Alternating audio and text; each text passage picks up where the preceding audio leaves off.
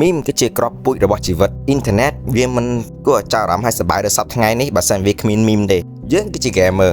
ចឹងតែមីមណាខ្លះបានបង្កើតឡើងដោយ game ទៅតោះខ្ញុំមួយប្រអែងចាប់ផ្ដើមស្វែងយល់ទាំងអស់គ្នាដំបូងគេនោះគឺ Ramirez Do Everything នេះគឺជាមីមនៅក្នុង game Call of Duty Modern Warfare 2 នៅក្នុង Mission Wolverine យើងដើរតួជាទាហានមានឈ្មោះថា Ramirez ហើយស្ដាប់តាមបញ្ជា NPC មួយដែលមានឈ្មោះថា Sergeant Foley ដែលវាបញ្ជាយើងរបៀបRamirez ហត់ទៅ A Ramirez មក B វិញភ្លាម Ramirez ធ្វើ C ត្រឡប់ទៅត្រឡប់មកជាង56ដងហើយវាក៏ចាប់ដើមល្បីនៅក្នុងបណ្ដាញសង្គម 4chan ក្នុងហ្នឹងគេចែកគ្នាលេងរបៀបចេះ Ramirez ហើយយកកបិតហើយចាក់ឲ្យផុតពីកញ្ចក់ហ្នឹងមើល Ramirez ហើយប្រើដៃតែហែកដុតក្រោះនឹងចេញជាពីអញភ្លាមហើយវីដេអូអំពី Ramirez របស់ Dark Homestar មានអ្នកមើលរហូតដល់ 2.1 លានអ្នកវ៉ាវថ្ងៃហ្នឹងធ្វើបានប៉ុណ្ណឹងវិញទី2នោះគឺចុច F ដើម្បី respect លេង Call of Duty Press F to pay respect វាក៏ជាមួយក្នុងចំណោមមីមដ៏ល្បីជាងគេរបស់ Call of Duty ឯងមានមុខលើដំបូងនៅក្នុង Call of Duty Advanced Warfare ឆ្នាំ2014តួអង្គរបស់យើងត្រូវចុចអក្សរ F ដើម្បីនឹកទៅដល់មិត្តចាស់របស់យើងទោះបីជាក្នុង game វា sad មែនប៉ុន្តែ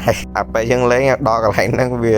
ទប់សោយអត់បានហើយយល់ទេអ្នកលេង Call of Duty ឆ្ងល់របៀបអានេះដូចមើលងាយ IQ អញមិនហីវិញវាអំណារំលឹកដល់មិត្តចាស់ទៅជាតោះចុចប៊ូតុង F បានប្រហែលយល់ណែនិយាយឥឡូវចុចប៊ូតុង F វាជ្រាបចុះខួរយើងដល់ថ្នាក់មានមហឹករពេលសោកស្ដាយឬមួយក៏ឃើញបណ្ណាគេបរាជ័យអញ្ចឹងគេឆាតតែមកអក្សរ F នេះគឺជាដើមកំណើតរបស់អក្សរ F700 ហ្នឹងទី3 A Cake is Alive